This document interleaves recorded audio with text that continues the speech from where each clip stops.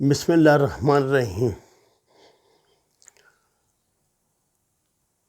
السلام علیکم ناظرین، میں طارق اسماعیل ساگر آپ کی خدمت میں حاضر ہوں۔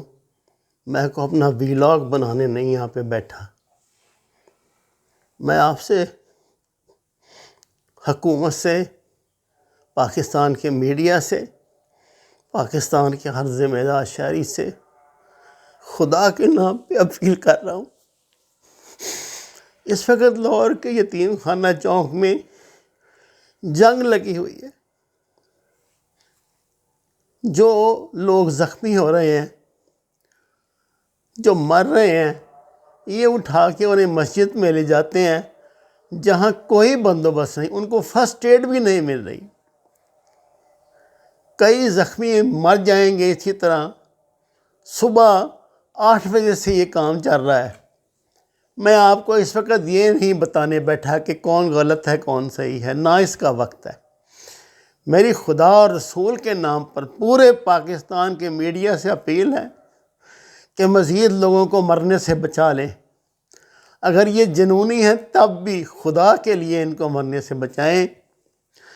ان کے لیڈر اعلان کر رہے ہیں کہ ہم لاشیں لے کر یہاں سے نکلیں گے، تھوڑی دیر بعد اسلام آباد کی طرف مارچ کریں گے، جو پولیس تلی ہوئی ہے اس بات پہ کہ وہ انہیں نہیں کرنے دے گی۔ یہ کہہ رہے ہیں ہم اپنی لاشیں تب تک نہیں دفنائیں گے جب تک آپ فرانس کے سفیر کو نہ نکالیں۔ ناظرین کرام، یہ پاکستانی حکومت کے بس کی بات نہیں۔ اس وقت خدا را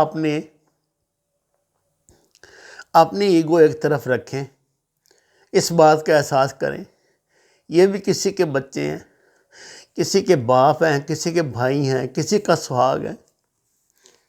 یار مسجد بھر گئی ہے، کوئی ان کو دوائی تک نہیں وہاں پہ مل رہی۔ ایسا تو جنگوں میں نہیں ہوتا۔ میری اپیل ہے میڈیا سے، میری اپیل ہے اپنے تمام محبت کرنے والوں سے کہ جس طرح بھی ممکن ہے انہیں طبی امداد پہنچائیں۔ کم از کم اس گناہ سے تو بچ جائیں کہ ہمارے سامنے کوئی مر رہا تھا اور تمام تر وسائل ہونے کے باوجود ہم اس کی مدد نہیں کر سکے۔ یہ فیصلہ بعد میں ہوتا رہے گا غلط صحیح کا، یہ فیصلہ پاکستان میں کبھی نہیں ہو پایا۔ لیکن ان لوگوں پہ بہت بڑی مصیبت کا وقت ہے۔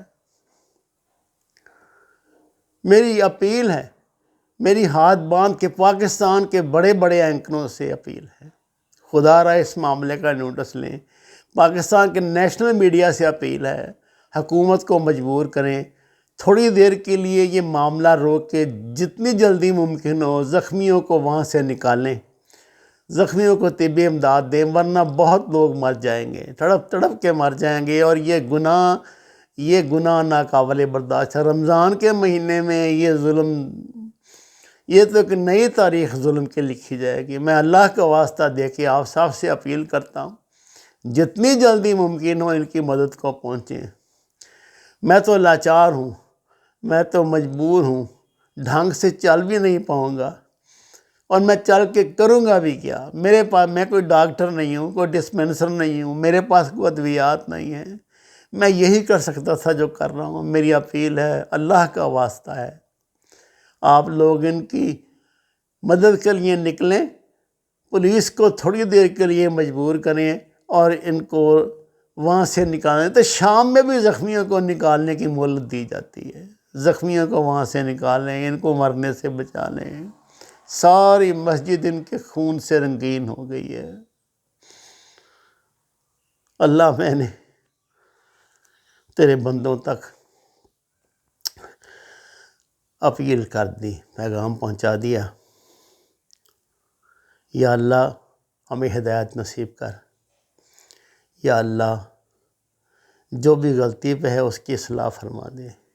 یا اللہ کو معجزہ دکھا دے۔ یا اللہ ان لوگوں کو مرنے سے بچا لو۔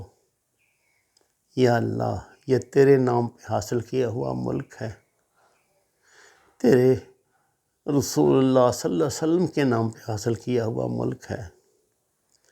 یا اللہ اگر یہ لوگ ایسے ہی ایک ایک کر کے مر گئے تو اسلام کا بہت بڑا ایسٹ ضائع ہو جائے گا۔